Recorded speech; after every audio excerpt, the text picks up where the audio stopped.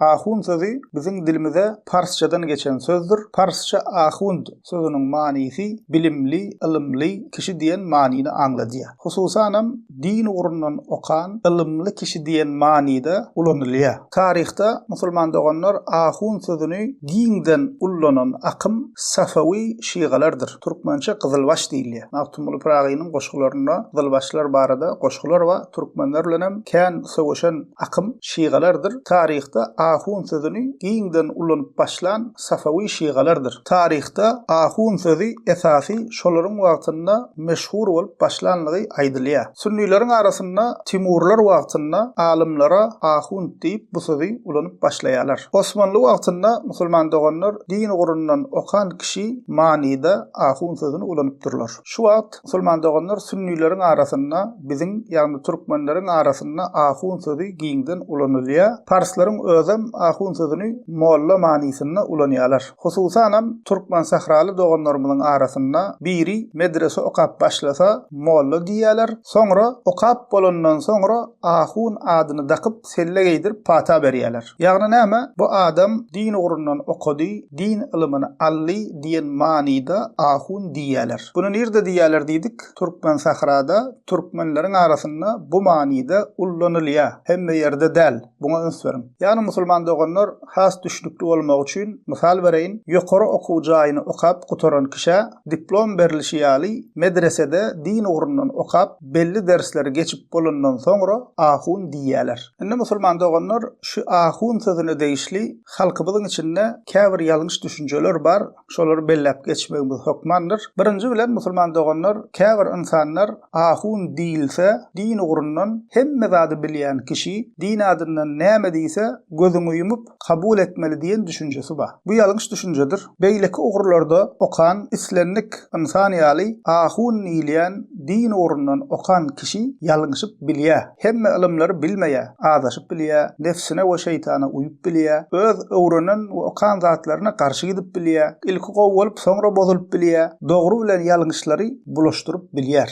Diýmek, musulman doganlar ahun diýilse hemme diýeni kabul edilýän ýylan ýetgeşik hata we ýalňyşlardan gorunan, nefsiniň we şeytanyň täsir edip bilmeýän adamy diýmek däldir. Şuňa gowy düşünelim. İkinji bellemel zat, bundan hem köp musulman doganlarymyzyň habary ýok. Öňler medreselerde 15-20 ýyllap okap ahun bolupdyrlar, ahun çykypdyrlar. Indi musulman doganlar şol 4-5 ýyla düşdi. Hatta ahunçylyk okadýanlaryň käbirleri öz arasynda biri-birini tanqid edýärler. Plan ahun, gaty çalt ahun çykarýar diýip. Çalt ahun ýetişdirmek diýmek musulman doganlar ilmi pes ýa-da ilmi ýok diýmek. Ýani musulman doganlar käbir medreseler ünswerin hemmesi diýemiz ok. Käbir medreseler Türkmen sahrada Kur'an, tejwid, käbir fıkhi meseleleri öwredýärlerde märeke, toyo, ýasa yarar ýaly edip derrew ahun patasyny berip goýberýärler. Sebäbi plan medrese plança ahun ýetişdirdi diýmek üçin sana gowulaşýarlar. Ol kişilerem halk içinde ahun bolup hil bir ullahan alim sırap biraz dilewar bolsa, hekaýa adam gowgulykly gurrun berýän bolsa halk içinde uly alim sırap gezýärler. Mysal üçin dünýäwi ugurdan okap diplom alan, emma okan ugruny ýarym ýalta bilýän diplomly jahiller,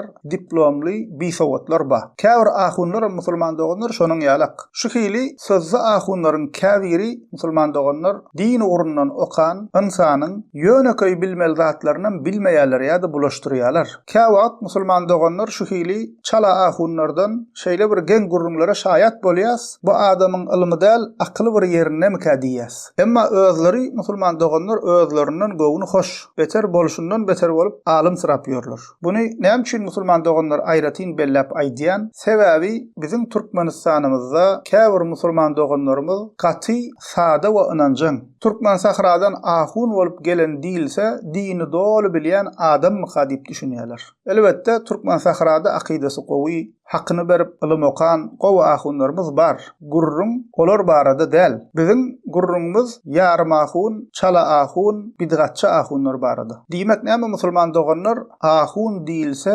hemmesi deň däl. Ady ahun diýilse hemmesi dini gowy bilýärmi kädip düşünmeli däl.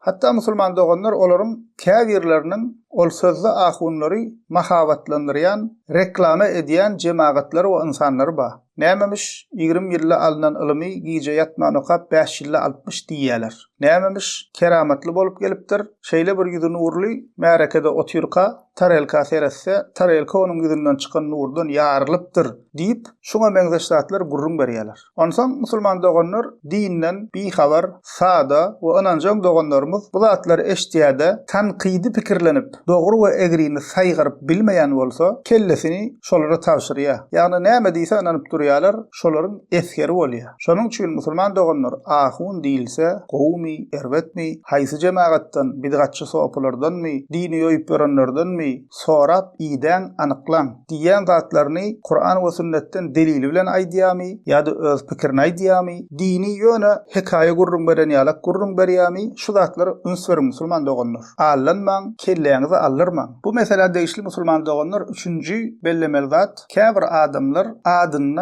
ahun ady bolsa, diýmek dini ilmi bar, adyny ahun ady bolmasa, dini ilmi ýok diýip düşünýärler. Diýdik, musulman doganlar bu atlandyrma Türkmen sahrada medresede okap gutaranlara berilýän at. Şol ýerde bar, dünýäň başga ýerine bulkän ullanylmaýa. Türkmenleriň içinde bar. Dünýäň başga ýerindäki musulmanlar başga atlar ulanýarlar. Ýa-da käwagt din orundan okan kişi adyny ýürüýti at hem daktyrmaýa. Mysal üçin sen Türkiýede köp wagtlap din okasaňam sana hoja ýa-da ustaz diýerler, ahun diýmezler. Arap ýurtlaryna, Şamda, Mısırda kiçiliginden 20-30 ýyllap din ilmini okap ýörenler bar. Silap hormatlap şeyh ustaz diýäýmesen özüne plan hile at diýdirjegem bolup duranok musulman doganlar. Ýa-da sen Arap ýurtlaryna 50 ýyl okasaňam hiç kim sana ahun diýmeýär. Şeyh ýa-da ustaz diýerler. Diýmek musulman doganlar bu atlandyrmalar ýere ýurda görä ütkap durýar. Biriniň ady ahun bolsa diýmek ilimli,